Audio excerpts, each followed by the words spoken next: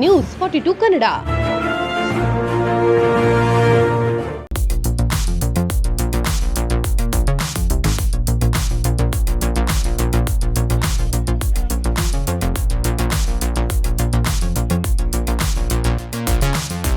ಈಗ ನಮ್ಮ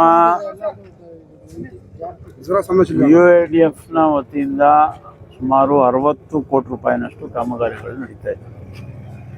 ಹಾಗಾಗಿ ನಾವು ನಗರ ವೀಕ್ಷಣೆ ಯಾವ್ಯಾವ ವಾರ್ಡ್ನಲ್ಲಿ ವಿಜಯನಗರ ಮತ್ತು ಇದು ಗಾಂಧಿನಗರ, ಕಾಯಸಪ್ಪನ ಬೀದಿ, ಅಗ್ರಹಾರ ಮತ್ತು ಇದು 13ನೇ ವಾರ್ಡು ಮತ್ತು ಈಗ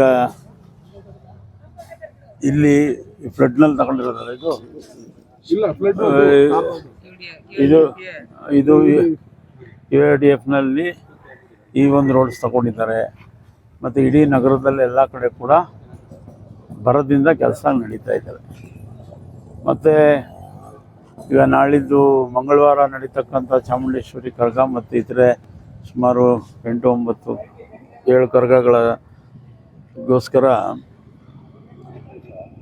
ಲಕ್ಷಾಂತರ ಜನ ರಾಮನಗರಕ್ಕೆ ಬಂದು ಭೇಟಿ ಕೊಡೋರಿದ್ದಾರೆ.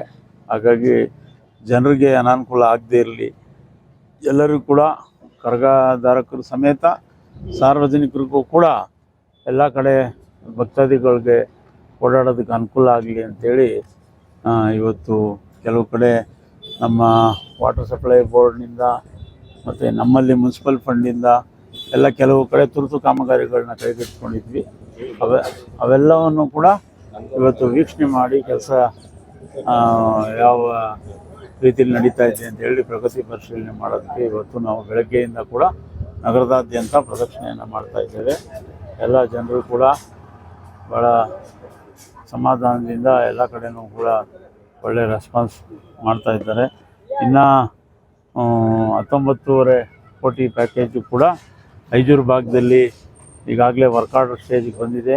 ಇನ್ನೊಂದು ವಾರ 10 ದಿನಗಳಲ್ಲಿ ಆ ಭಾಗದ 7 ವಾರ್ಡ್ಗಳು, ಒಂದು ವಾರ್ಡ್ 25ನೇ ವಾರ್ಡಲ್ಲಿ ಸುಮಾರು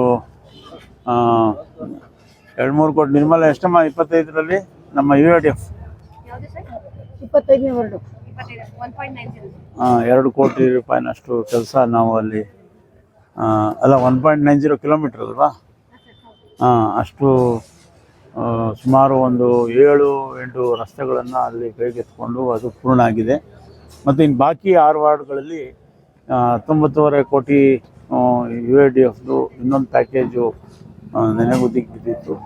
ಅದು ಕೂಡ ಈಗಾಗಲೇ ಟೆಂಡರ್ ಆಗಿ ವರ್ಕ್ ಆರ್ಡರ್ ಸ್ಟೇಜಲ್ಲಿದೆ. ಈಗೇನು ವರ್ಕ್ ಆರ್ಡರ್ ಒಂದು 5-6 ದಿನದಲ್ಲಿ ವರ್ಕ್ ಆರ್ಡರ್ ಕೊಡ್ತೇವೆ. ಅದಾದಮೇಲೆ ಒಂದು ದಿನ ನಿಗದಿ ಮಾಡಿ ನಮ್ಮ ಶಾಸಕರ ಜೊತೆ ಕೂತು ಚರ್ಚೆ ಮಾಡಿ ಅದನ್ನು ನಿಗದಿ ಮಾಡಿ ಒಂದು ದಿನಾಂಕವನ್ನು ಗೊತ್ತು ಮಾಡಿ ಆ ಕಡೆ ಕೂಡ ಕೆಲಸಗಳನ್ನು ಪ್ರಾರಂಭ ಮಾಡಿಸಿ ಒಟ್ಟಾರೆ ನಮ್ಮ ಯಾರಪ್ಪ ನಗರಕ್ಕೆ ಪರಿಪೂರ್ಣ ಆಗಬೇಕಂದ್ರೆ ಇನ್ನೂ ಸ್ವಲ್ಪ ಜಾಸ್ತಿ ಅನುದಾನ ಬೇಕು. ಮತ್ತು ವಿವೇಕಾನಂದ ನಗರ ಮತ್ತು 25ನೇ ವಾರ್ಡು, 30ನೇ ವಾರ್ಡು, 31 ಇವೆಲ್ಲ ಸ್ವಲ್ಪ ಎಕ್ಸ್ಟೆಂಡೆಡ್ ಏರಿಯಾಸಲ್ಲಿರೋದ್ರಿಂದ 1ನೇ ವಾರ್ಡು, 2ನೇ ವಾರ್ಡು ಇವೆಲ್ಲ ಸ್ವಲ್ಪ ಹೆಚ್ಚಿಗೆ ಹಣ ಬೇಕಾಗ್ತದೆ.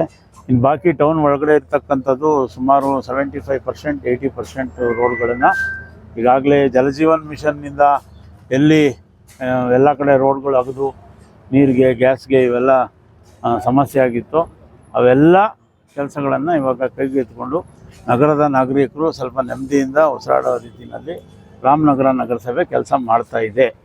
ಹಾಗಾಗಿ ನಮ್ಮ ಎಲ್ಲ ಕೆಲಸ ಕಾರ್ಯಗಳಿಗೂ ಕೂಡ ನೀವು ಪತ್ರಕರ್ತರು ಸಹಕಾರ ಕೊಡ್ತಾ ಇದ್ದೀರಿ. ಮುಂದಿನ ದಿನಗಳಲ್ಲೂ ಕೂಡ ಸಹಕಾರ ಇದೇ ರೀತಿ ಇರಲಿ.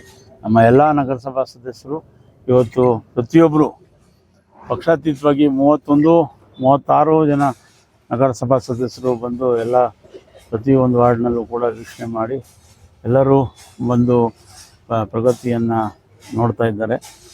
ಹಾಗಾಗಿ ಮುಂದಿನ ದಿನಗಳಲ್ಲಿ ಇಡೀ ರಾಮನಗರ ನಗರಸಭೆಯ ಎಲ್ಲ ನಗರಸಭಾ ಸದಸ್ಯರುಗಳು ನಾವೆಲ್ಲ ಒಂದಾಗಿ ರಾಮನಗರದ ಪ್ರಗತಿಗೆ ಮುಂದಿನ ದಿನಗಳಲ್ಲಿ ನಾವು ದೊಡ್ಡ ಮಟ್ಟದಲ್ಲಿ, ರಾಜ್ಯ ಮಟ್ಟದಲ್ಲಿ ರಾಮನಗರವನ್ನು ತೆಗೆದುಕೊಂಡು ಹೋಗೋದಕ್ಕೆ ಸನ್ಮಾನ್ಯ DK ಶಿವಕುಮಾರ್ ಸಾಹೇಬರು ಅವರ ಆಶೀರ್ವಾದದೊಂದಿಗೆ, ನಮ್ಮ ಶಾಸಕರಾದಂಥ ಇಕ್ಬಾಲ್ ಹುಸೇನ್ ಅವರ ಸಹಕಾರದೊಂದಿಗೆ ನಾವು ಎಲ್ಲ ರೀತಿಯ ಪ್ರಯತ್ನವನ್ನು ಮಾಡ್ತೇವೆ ಅಂತ ಈ ಸಂದರ್ಭದಲ್ಲಿ ಹೇಳಲಿಕ್ಕೆ ಬಯಸ್ತಾರೆ.